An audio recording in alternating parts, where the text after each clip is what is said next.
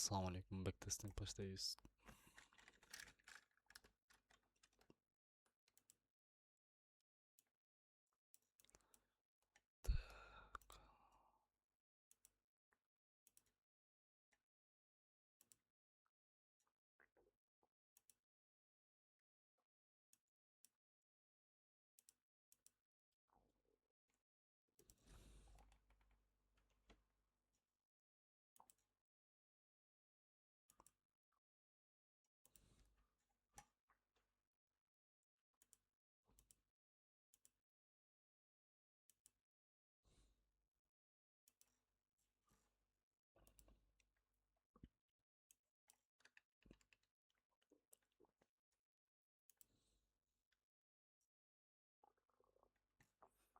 Вот bu yoqda menda hozir analiz bor, реальный рынокта. Вот başında mындай болгон, açılganda сделка до и после. Уже сделканы жаптым мен. Фиксировать эткем. Башка да сделкаларды ачкам да. Уже план отрабатывать этти да, ошол үчүн жабып салдым полностью. Кичине катып атат бактестинг негедир. Вот бул эмне деген нерсе.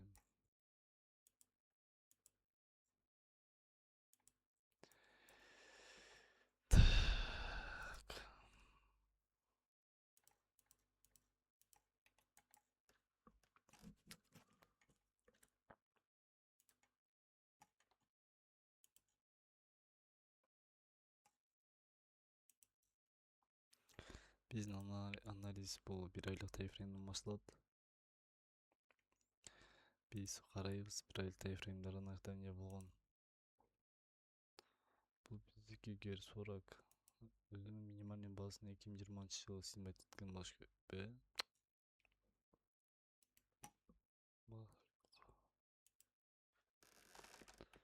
2020-жылкы графикте мындай негизи жок эле го. Мейли анализ кылып элчи, аны көрөбүз да. Так, неделя. Дневной таймфрейм.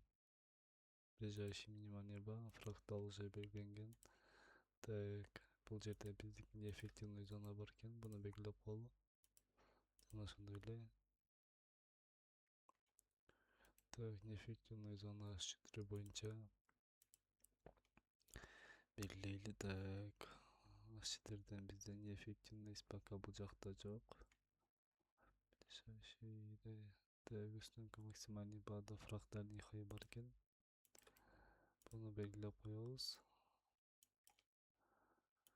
H1де биздики ликвидность нерселерин карайбыз азыр.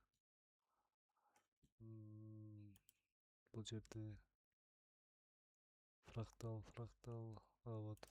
бар экен. Снятие бар.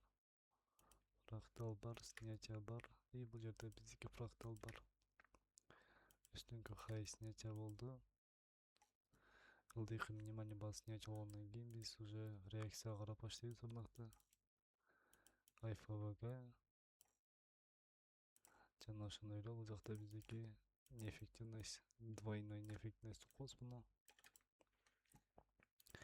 М15 таймфреймде ближайший неэффективность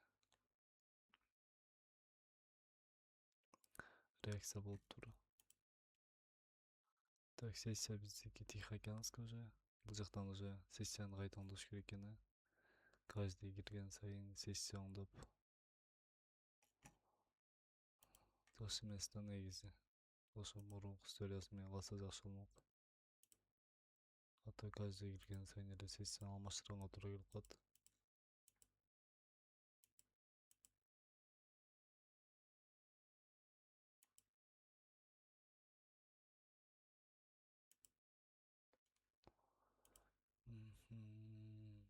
Азия 6-да турганы.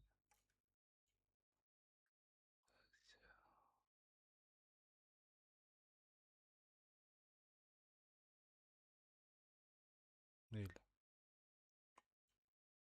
Франкфурт бар экен.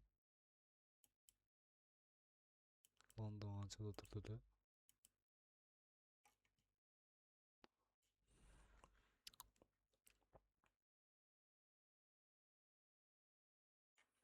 6,5. Так, Лондон 6-да, Азия 6-да. Америка уже bunu da 5'e 6'a okuyunca kaçağa için Murat gene. 6'a o zaman 1,5. Öyle. Полный 6. Так, нормально, что на 40 вместись. Так.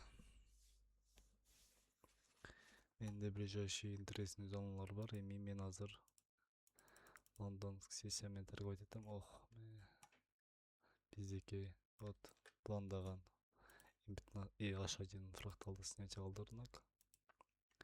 Значит, bizde модель бар десек болот. Так, бул жерде рынокто бизде IFVG уже образовать этти.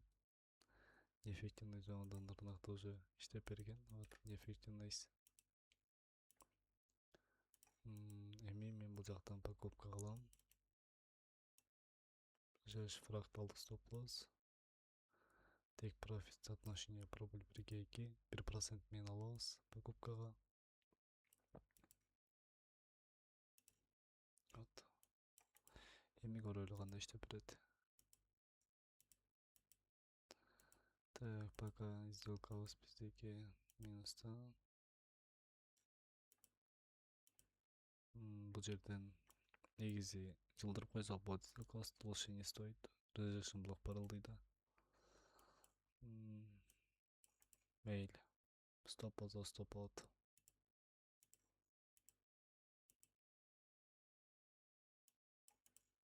Так, Азия биздики Тихоокеанский сессиянын внимание базасын снятия кылды бул жерден. Жана ошондой эле М15 тайфреймде SNR кызга кирип бар.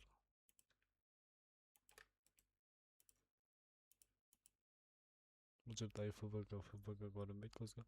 Так, бул жерде биздики М15 неэффективность бар экен. Азияда стоп-лосс ближайший минимальный ба. Соотношение прибыль 1,2.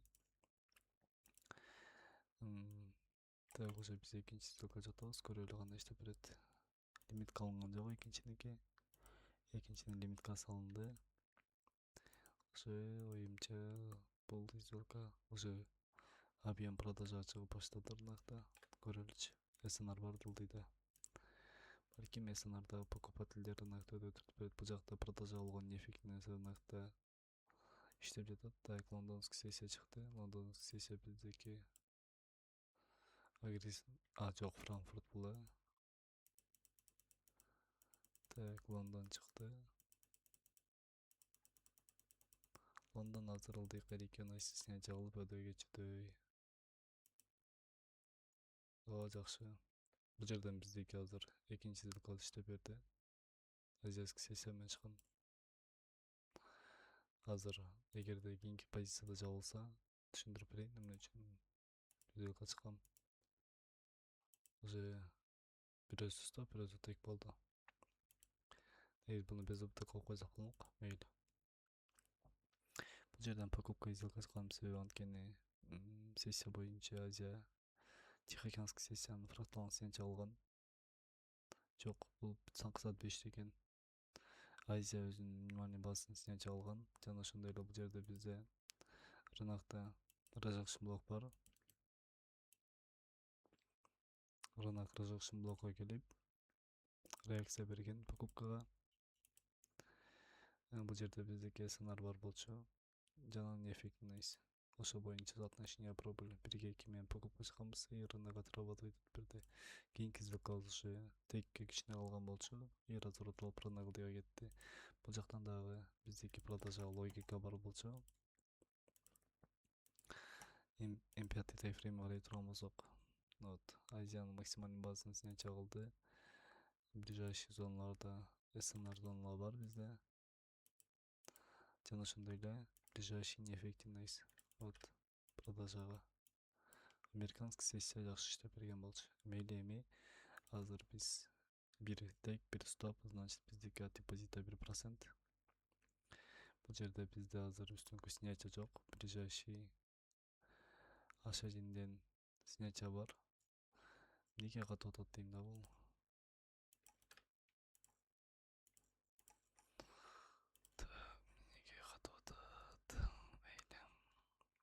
Так эми карай турган болсок, рынокта довольно разжигшумдук бар. Буну да колдонсок болот рынокко. Эффективность бар. Эгерде бул жактан реакция бере турган болсо, мен покупка алам. Так, көрөлү. Азыр бул жакта аябай жакшы изучать этишибиз керек, чтобы ловушкага түшүп калбаш үчүн. Бул жакта байкай турган болсок, продажага кете турган эффективность жок. Значит, бул жерде мен продавецтердин күчүн көрбөй элем. Ближайший зона сопротивления рынок пробьет этти, зеркальный уровень иштеп берет рынок азыр, как зона поддержки ролун аткарат азыр. И биз покупкага киребиз. Уже 9,5 болуптур. Негизи рынокто дайыма индекстерди 9,5 бул өзүнүн направлениясын өзгөртүп башташат. Дайыма эмес көбүнчө 9,5 и 8,5 рынокто объем болот. Да, бул жерде эффективность бар, СНР бар.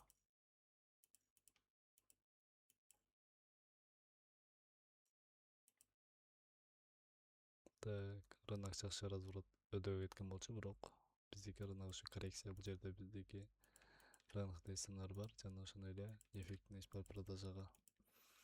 Негизи азыр биздики тренд данный момент нисходящий. Бирок ылдыйкы зоналар бар бизде. Бирок мен өзүмдүн позициямды покупкага сактайм. Эми система боюнча иштейм да пока что. Эч кандай логика карабайм продажага пока что. Эгерде подтверждение берсе дагы, так ближайший фракталды снятие кылып, рынок разворот алып өдөгө кетип бара жатат. Значит, бул жерде мен покупательдин күчүн көрсөм болот. И бул жактан дагы ближайший өзүнүн фракталын снятие алып, рынок разворот алып өдөгө кетип бара жатат. Мен дагы бул жактан уже эгерде түнкү саат 1 болбогондо, мындай дневной тайфрейм болгондо, мен бул жактан покупка ачмакмын ошондой. Экинчи сделкам дагы иштеп бермек экен да, ошондой идеал болуп. Так, уже мен 2 сделкам тең иштеп бериптир. Жакшы. Бирок экинчисин ачкан эмесмин. Жөн эле логика менен ачкам. Эми бул жакта мен азыр 3% кылдым депозита. Жакшы позициялар болду. Негизи азыр видеону узунураак кылайын дейм. Просто узун кылганда көп просмотрда жеңе албайт.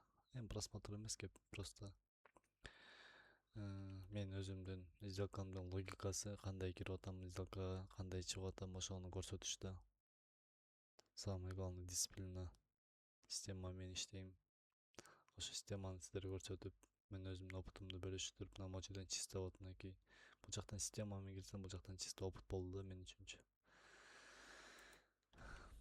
Негизи бул жактан да покупкага кирсе болмок через IFBG. Эффективность СНР зона болчу. Соотношение прибыль при гейке прям идеально отрабатывает этот примик. Вот ушундай позициялар. Барыңарга ийгилик, ассаламу алейкум.